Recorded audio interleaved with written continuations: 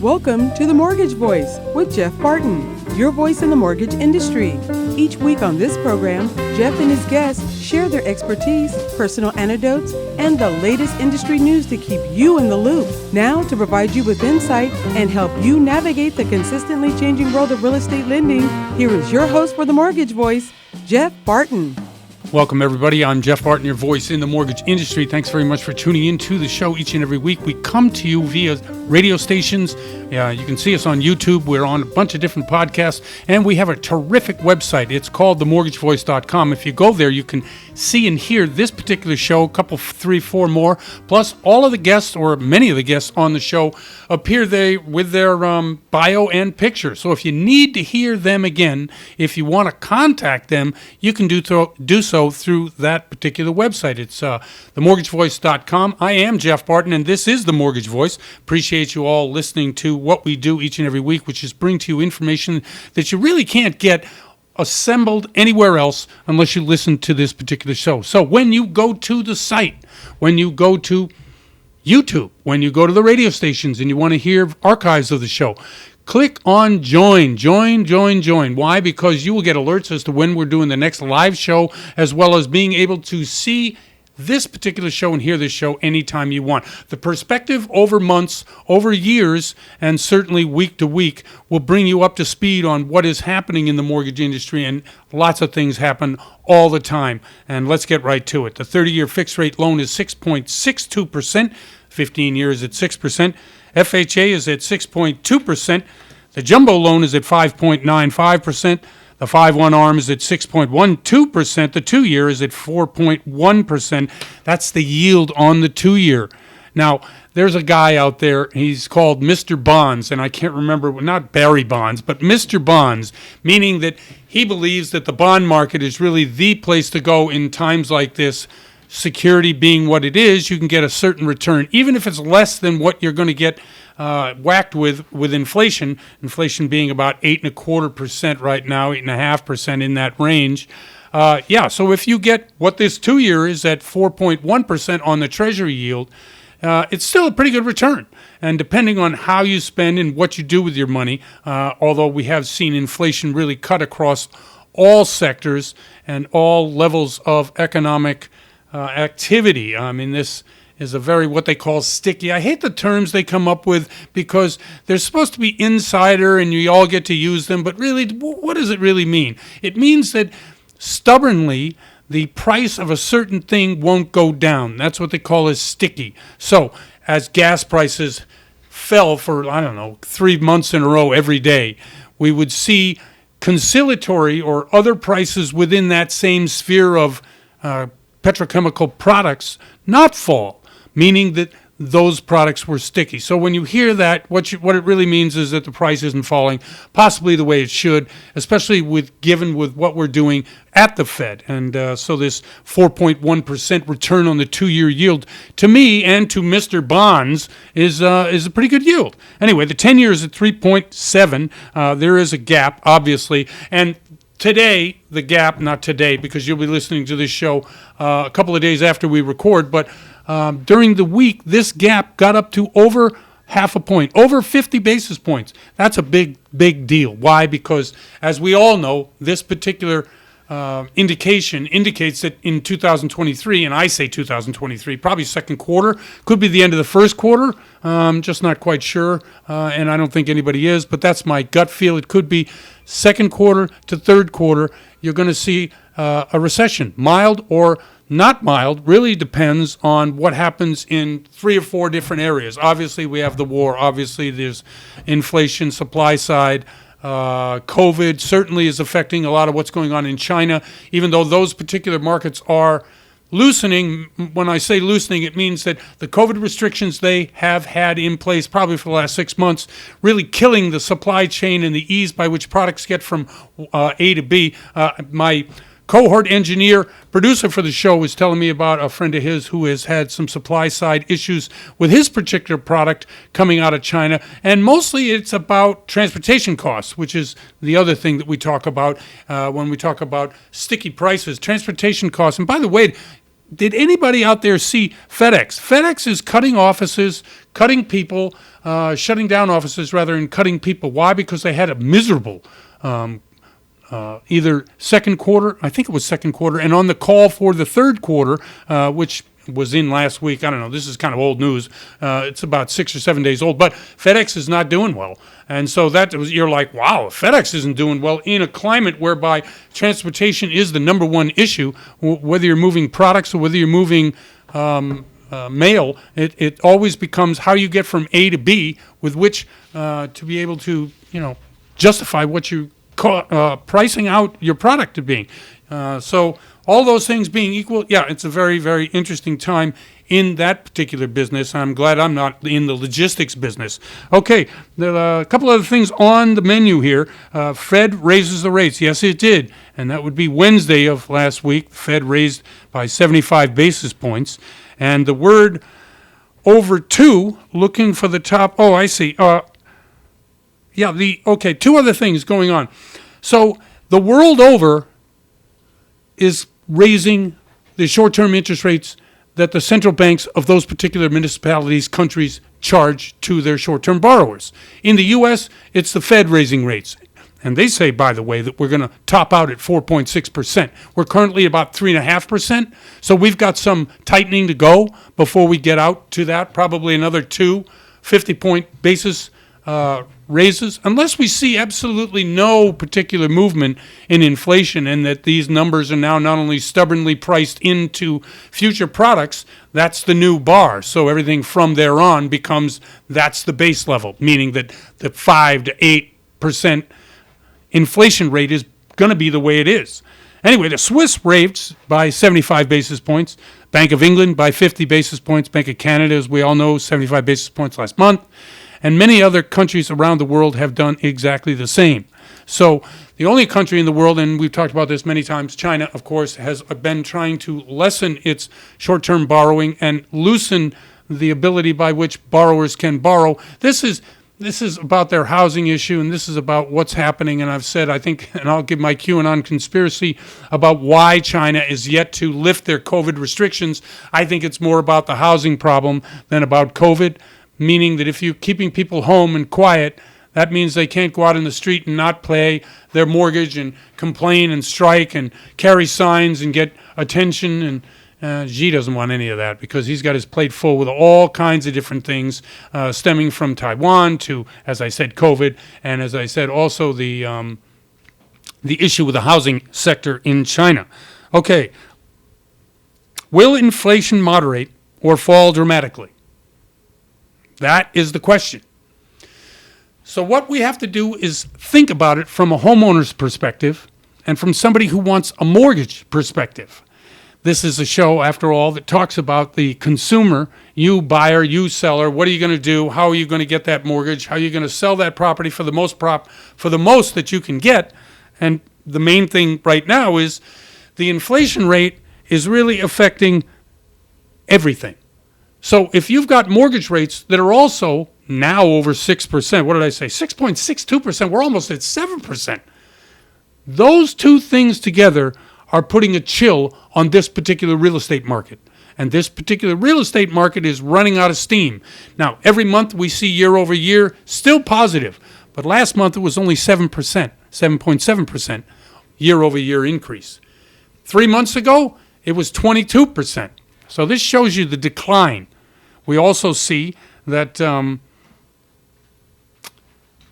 inflation rate will moderate or will it fall dramatically? And as a result of that, what happens to the rate of unemployment and what happens to the people who will be unemployed come January? Because we all know December is the month that people get laid off, especially when there's a coming recession, especially when, if you want to clean up your year end, that's when you do it.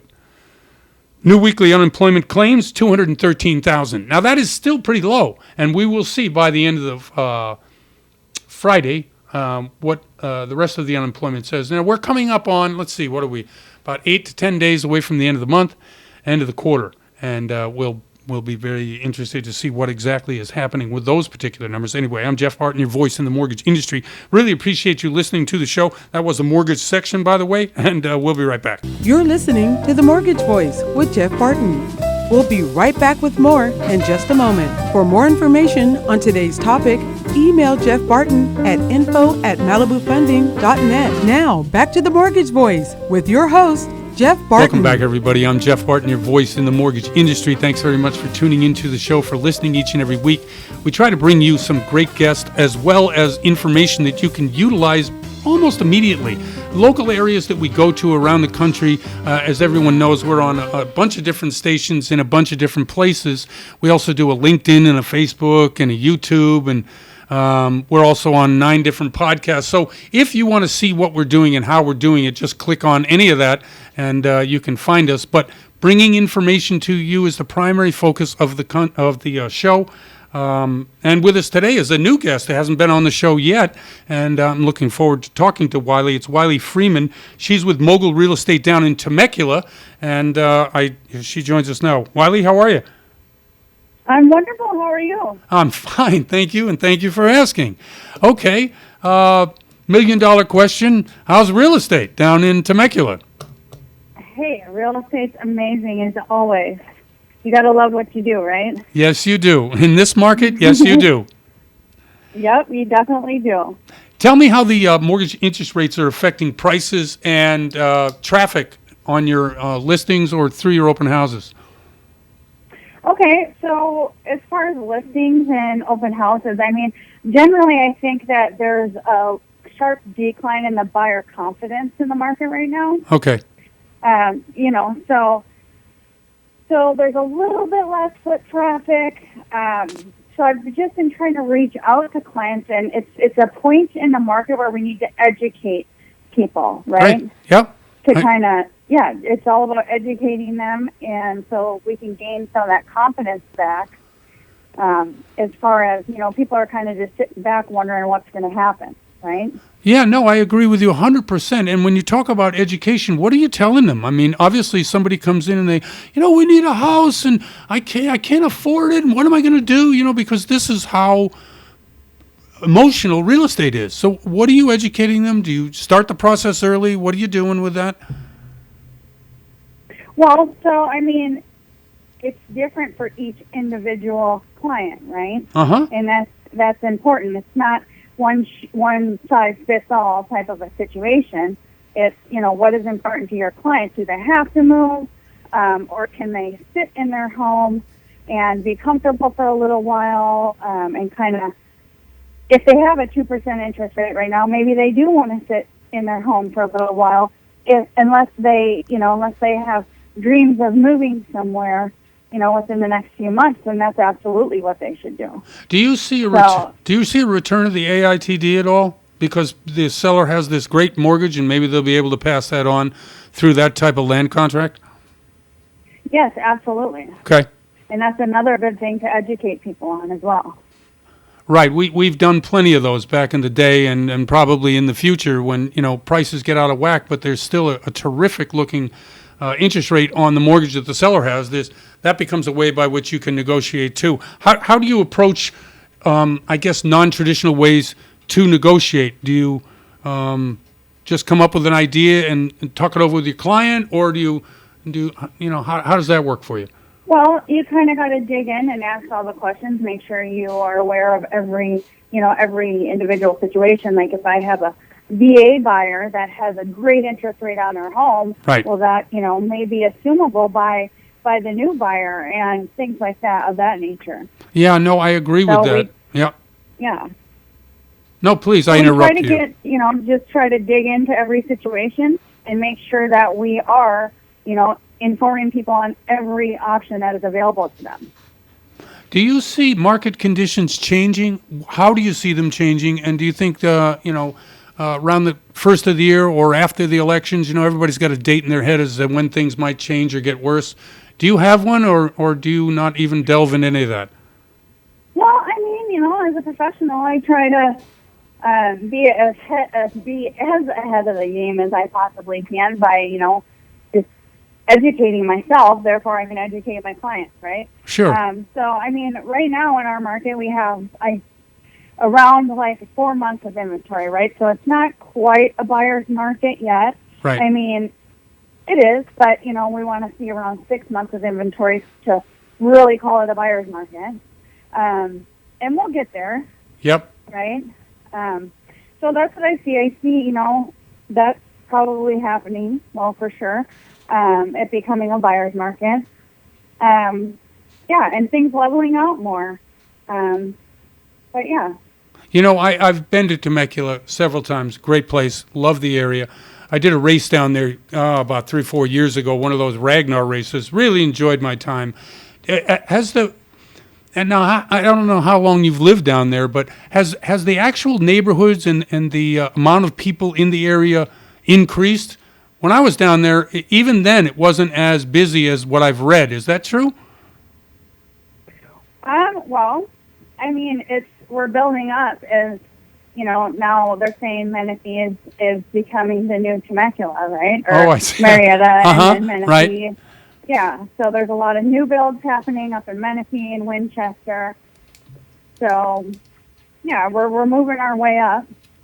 And there are a lot of people moving to Temecula as well. Yeah, okay. Absolutely. In the listing, are you more of a listing or a buyer's agent? I try to stay pretty even. Okay. I have been a little bit more of a buyer's agent this year. I see. And how long have you been in the business, lived down there? Just letting people know so if they want a great agent down there, they know who to go to.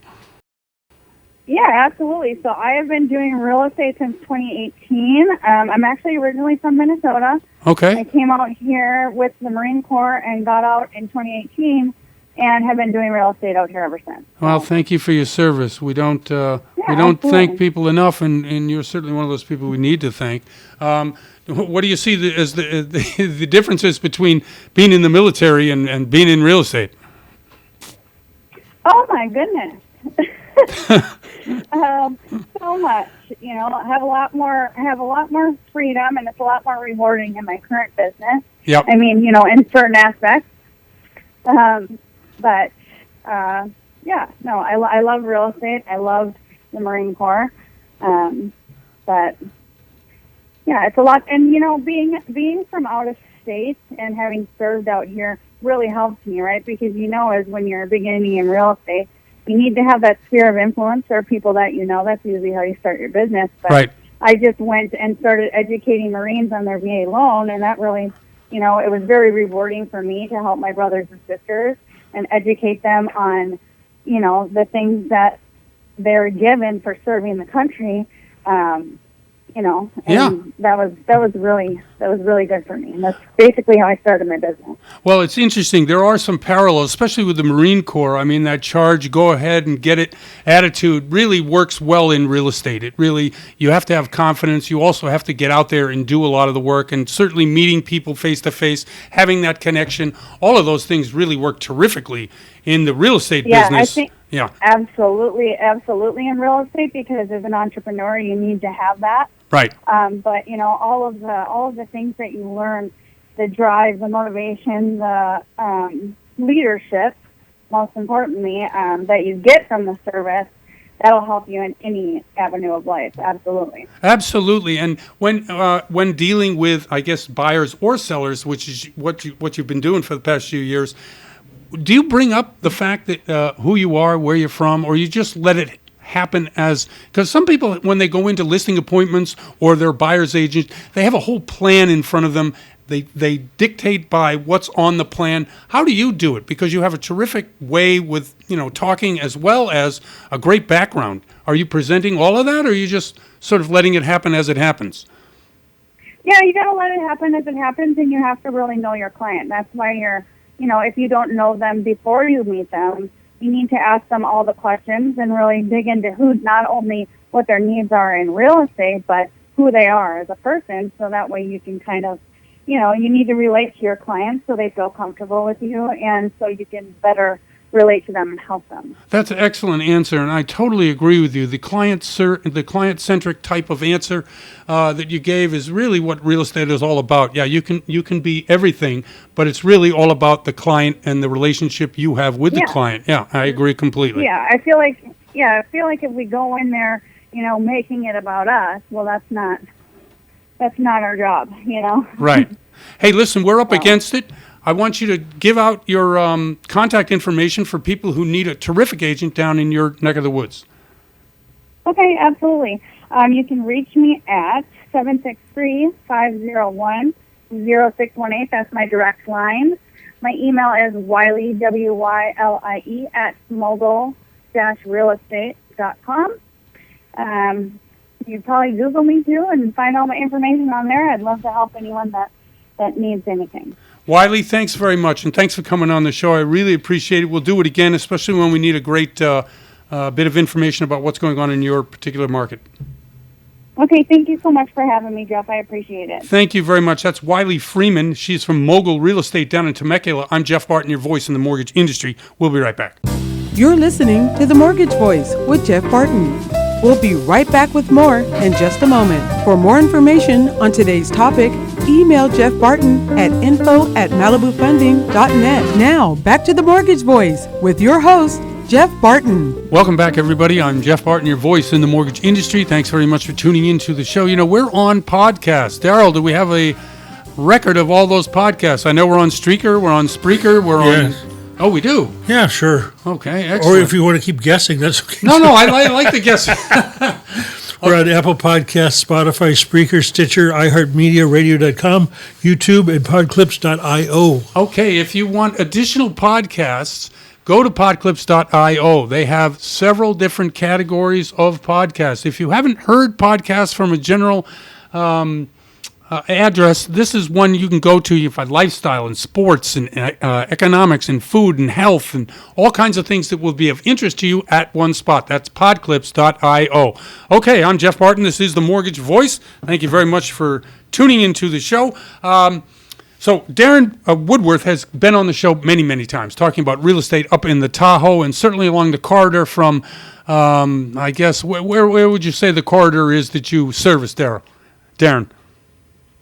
Well, I'm in Napa Valley, Silicon Valley, and right now I'm standing in Nevada City, right above Grass Valley, getting ready to do a walkthrough on a property I'm selling up here. Okay, fine. For a lot of people who have never really bought real estate, they don't understand the process or what happens. So you're talking about a walkthrough. You're a real estate agent. That usually comes towards the end of the deal, right? It's about to close, and you do a little bit of a walkthrough at the end to make sure the property is in the same condition. Is that right? Absolutely. It's called an AVID, Agent Visual Inspection Disclosure. So just making sure no one's broken in just toward the place before we sign docs. Excellent. And that is, of course, part of the real estate job. A lot of people, again, don't know much about what real estate agents do. There's always a comparison to, oh, you don't work that hard, I work harder, I should make more money. And we all know that when times are good, real estate agents do very well. But could you just describe some of the activities you're involved with a buyer, for instance? Because I know it's massive. If you could just run down a little bit of a list of what you do for your buyer. Well, right now, just got done negotiating a deal that we had to get some money from the seller because my buyer was short, so we had to do a seller credit. Right. So we were short about $16,000 for inspections and all this other stuff that popped up on a pest inspection and a home inspection and a roof inspection. The roof needed to be replaced. Right. $10,000 there. This lady doesn't have the money, so when she moves in, we're going to get a seller credit, so it's going to be at the close of escrow. So she'll have that in the bank, so that she'll be able to fix that when she after she moves in. Wow, that sounds. And now that you mentioned credit, that's an unusual thing for a market 6, 7, 8 months ago, but not today, right? Market has changed. Yeah, so it's definitely changing. So. A lot of people, instead of dropping the price on the inventory, they're doing what is called just a seller for non-recurring closing costs. So credit somebody $20,000 instead of dropping the price $20,000, they'll give that back to the buyer, buy down their interest rate. So, their $3,500 a month payments all of a sudden now $3,100 a month. So saves the buyer, and the seller gets to sell the property. So it's a change right now. I'm not seeing too much of it right now. I'm in Napa. Napa area is it's still supply and demand. Okay. I'm selling a house in Pismo Beach, Grover Beach, right next to Pismo Beach. Yep. And that property was viewed 6 times, and we had 5 offers on it. So that should close in about 2 weeks. So in certain areas, market's still very strong. In other areas, not so much? Yeah, so this house that I'm doing the agent visual inspection disclosure on right now, right? It's seen, if it's priced right, it'll get list price, and it'll actually get maybe 10 or 15 grand over. But if it's not listed properly, it's definitely going to have a challenge. Grass Valley in Nevada City, it snows here once a year. So, I mean, we're 45 minutes away from Sacramento, so it's great. It's in the redwoods, the pine trees. Beautiful. Yep, I know the area. There's rivers, Yuba River's right here, so it's pretty exciting up here. So this market up here, it's still, people are moving from the Bay Area. They want to get out of the rat race. All the tent cities are popping up all over California and, Sacramento, Vallejo, all those areas. So a lot of people are selling. Hey, you talked about pricing and pricing the property. How do you go about it in the market that's changing, pricing a property? Do you use general statistics, a nearby neighbor? Do you try to follow a trend so that you're not chasing the market later on if you have to drop price? Well, it depends. If it has a new roof, new kitchen, all that stuff. The appraisal just came in at $688 on this Grover Beach property. It's a 2-bedroom, 1-bath. Right. But it needs a new roof, so we should have put the seller credit in before the appraisal went out and said, hey, we want to do instead of $688, we want to do $700, and then give the $12,000 back to the buyer. But it's too late. The appraisal has already come out. Right. The appraisal is at $688, so now the seller can't give back that extra money. So it would have been nice to get a $700,000 appraisal and then give the buyer back $12,000. So now you've obviously followed the rising mortgage rates. They rose again today. I think they were over 6.5%. How are your buyers handling that cost, that end of the cost? Yeah, that's a great question. And if you could afford it, it's a great time, because I'll tell you what, when the interest rates come down and you're paying, $3,500 a month, and you go to drop your interest rate from 6.5% down to 3%, right? You're going to knock off, $2,000, $1,500. So if you could manage to get in right now, great time to buy. That's what I tell. If you're renting right now, this property that we're selling in Grover Beach, it's got a tenant in the back that pays $1,100, and it's got a tenant in front that pays $2,500. And the lady that's buying it, she's going to live in the front unit, and she's going to collect $1,100 in the back unit, and her mortgage is going to be, $1,700. Right, and that's at 6.5%. That's pretty good. Yeah, she's paying $2,500 in Paso Robles right now, so she wants to be over by the coast. So it's a win-win for her. I mean, it's a 6.5% interest rate, but So you mentioned the numbers work. Yeah, you mentioned a little bit that you think that the rates might go back down from where they are now. Do you have a crystal ball out there? No, it's just I've been in the real estate business for 20 years. I remember there was 15% interest rates, and I remember I did bank-owned properties for 10 years when the bank would say, we own your property, and I have to go knock on the door and say, hey, I got $2,500 to offer you cash for keys. Do you want to leave, or do you want me to get the sheriff? So those people, if they would have stuck and stayed and paid, they lived in it for a year without payment. But if they could have stuck it out somehow, those properties doubled. I'm looking at properties that I bank owned 10 years ago in San Jose. Right. Those properties are $1.5 million right now, and they were $400,000 when I threw them out. Unbelievable. That's unbelievable. Yes, it's crazy. Yeah, that's also California real estate. It really is a roller coaster here. It just depends. I just got back from Tennessee. I just bought a property out there for $15,000. I spent 2.5 months out there remodeling it, and it'll sell for $175,000. So the market's crazy. Wow. Pretty much in a lot of places, even in Tennessee. Whereabouts in Tennessee? I had family that lived in Jackson. Oh, I'm half an hour from there, Selmer, Tennessee, and Bethel Springs. Oh, yeah, it's a nice part. I like that part of the country. I spent some time there several years ago. Right on the walking tall Buford-Pusser Highway. Very nice. Hey, Darren, you know what? We're coming up against it. If you want to shout out a way by which people can get a hold of you, so if they need a terrific agent, loan officer out in that area, they can. Awesome, thank you. My name is Darren Woodworth, 408-425-7845. Excellent. And you are available all the time, and you're probably ready and raring to go, and appreciate you coming on the show.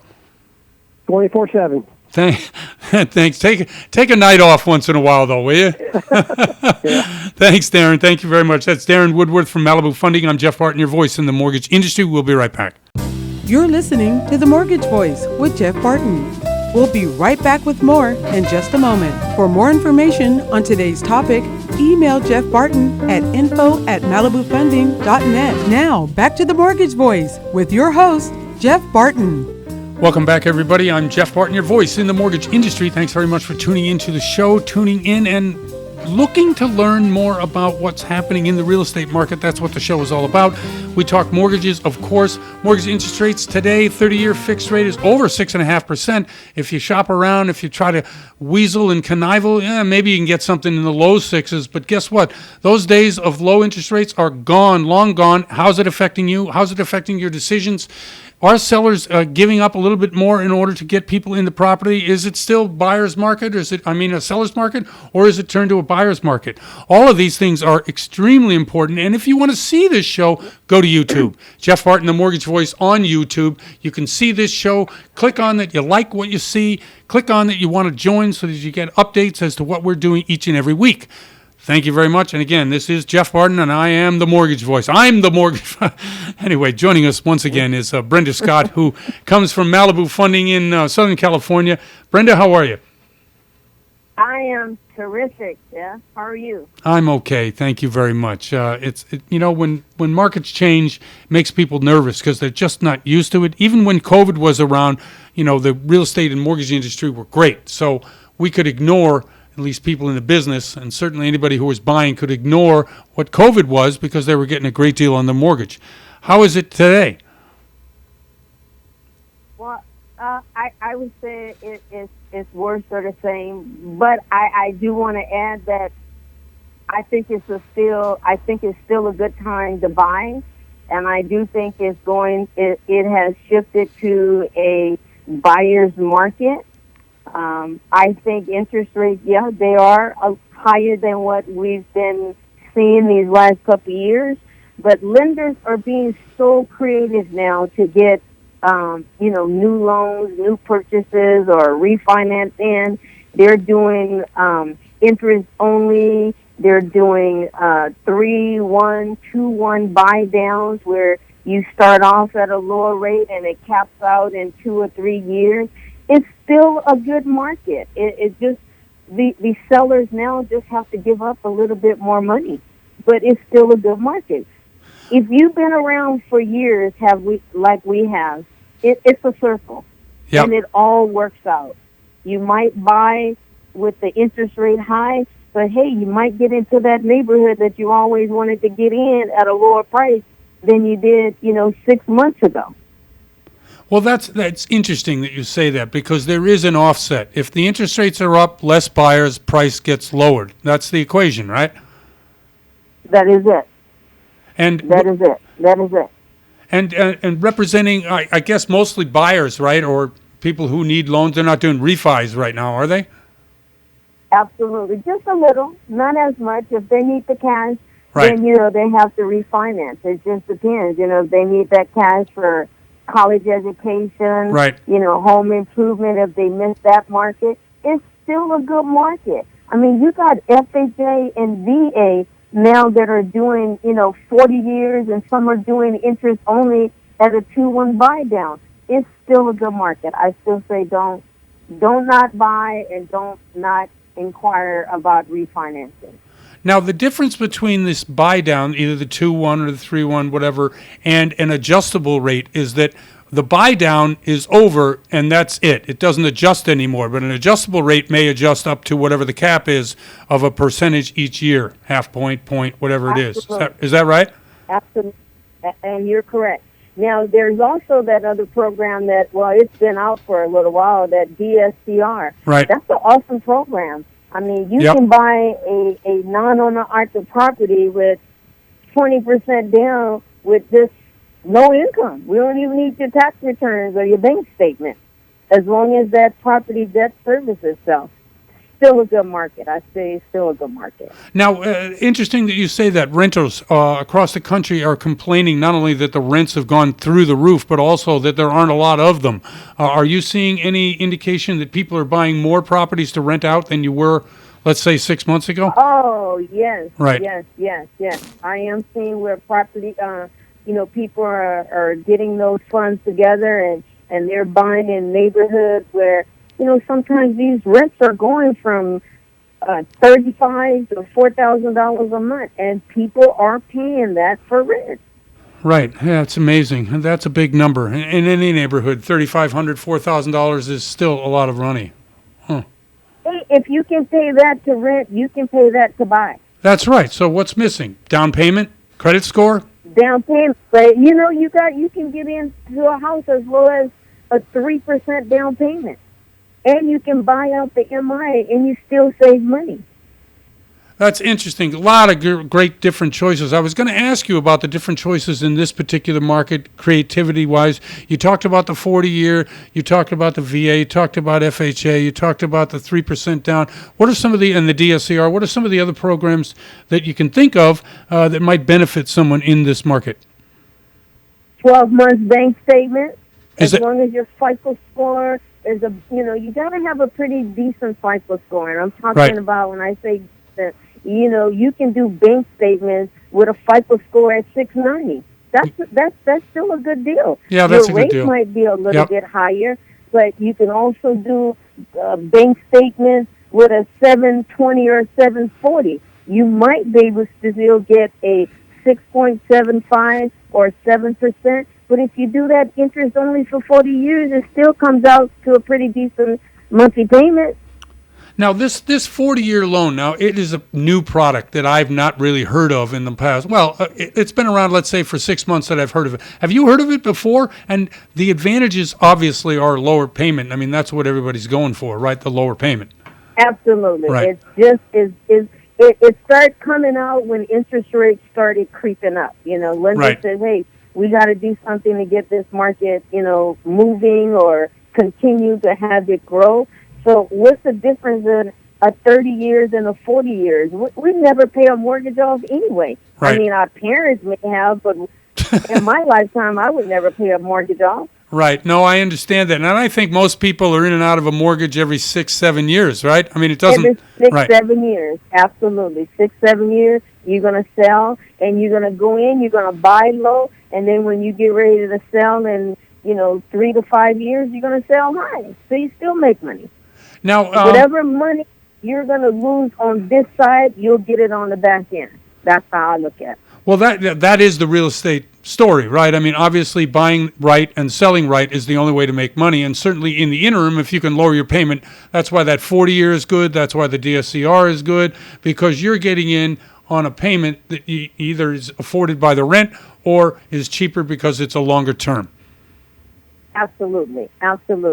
And in 2 years, 3 years, it's a cycle that we go in. Now you can turn around and you can refinance that.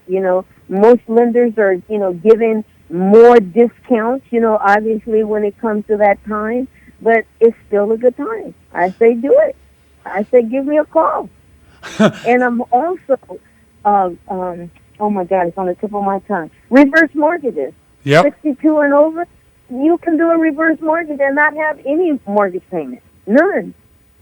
Now, it's interesting. The reverse mortgage product itself brings me to the topic that I want to talk about, whether it's a HELOC or a second or a refinance, and certainly the reverse would also qualify in this area. You have equity in your home, and you want to take advantage of it. What's the best way to do it, or does it depend on the client?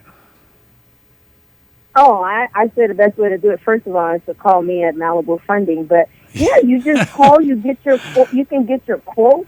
Yep. You can get a quote that tells you, you can do your reverse mortgage and you can get your cash out. Now, they put in a limit. They got a cap on it, so you might be able to get, you'll get a certain amount of money up front. Like I have one, and she wanted $80,000 out. Well, she can get the $80,000, but she's going to get a percentage of it up front, and in 12 months, she'll have access to the remaining of that $80,000. But she gets $40,000 up front. You don't pay no payments on it. That's excellent. Listen, Brenda, we're up against it. Unbelievable. 10 minutes went by very quick. Thanks for the info. I know. Tell people how they get in touch with you. Call me, 562-500-2400. It doesn't cost to give me a call and find out if we can work out the best deal that works for you. Excellent. And you're in Southern California, is that right? I am in Southern California, absolutely. Excellent. I'm waiting on your call. Thanks very much, Brenda. I really appreciate you doing this once again. Great call.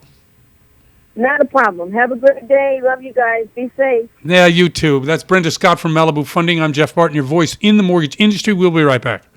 You're listening to The Mortgage Voice with Jeff Barton.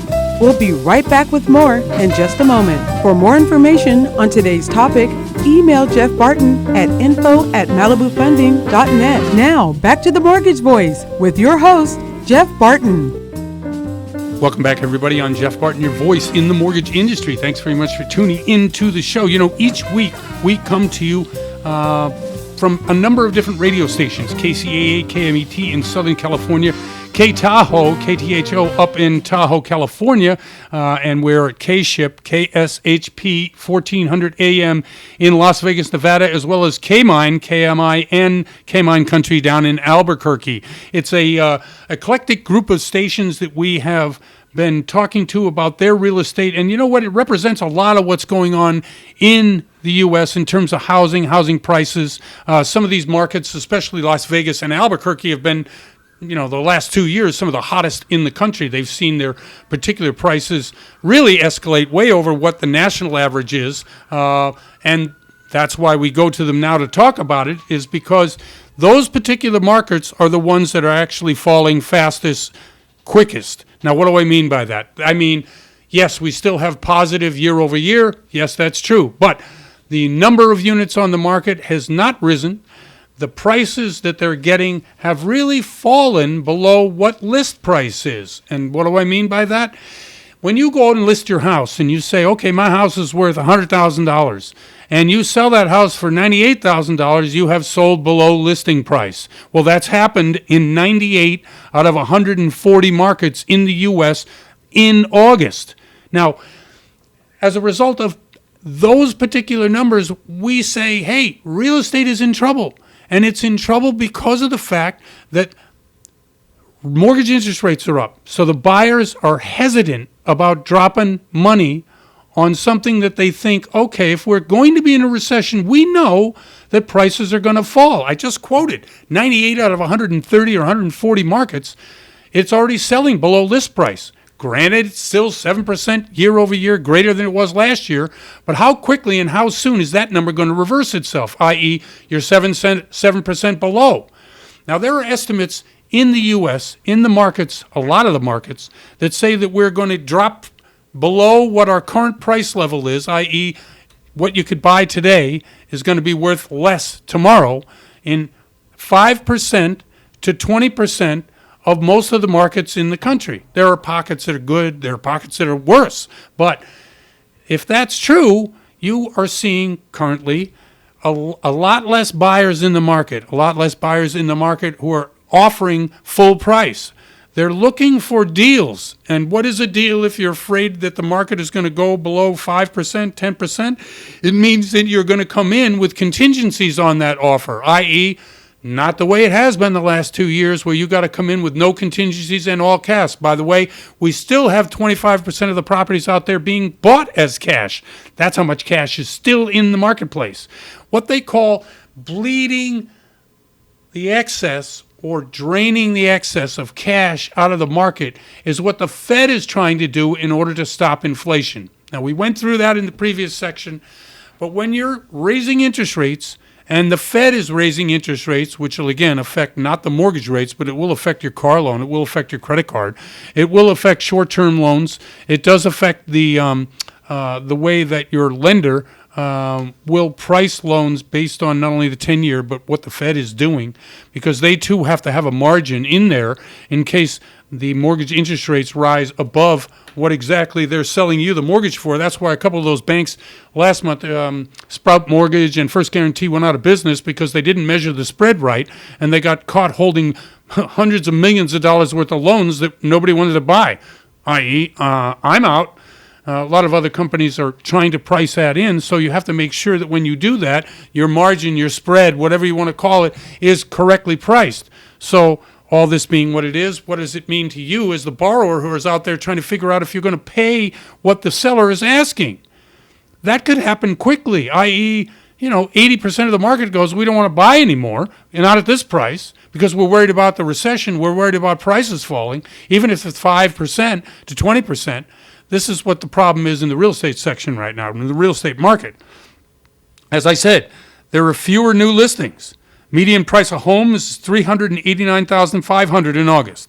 It's up 7.7%, as I said, but down second month in a row. Meaning that, as I said, 22% 2-3 months ago. Last month it was 11%. Now it's 7%. What's it going to be in September? Better yet, what's it going to be in December when people are worried about getting laid off, when people are worried about their jobs, they're worrying about being able to afford a down payment, let alone the interest rate that's probably going to be closer to 7 than 6.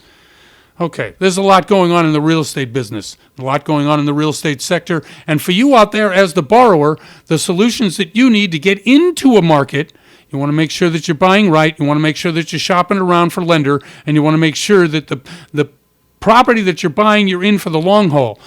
The fix and flip market, not doing so well right now because you can't buy low enough to make it worth your while if buyers are worried about recession, i.e. you can't up the price by 10, 15%.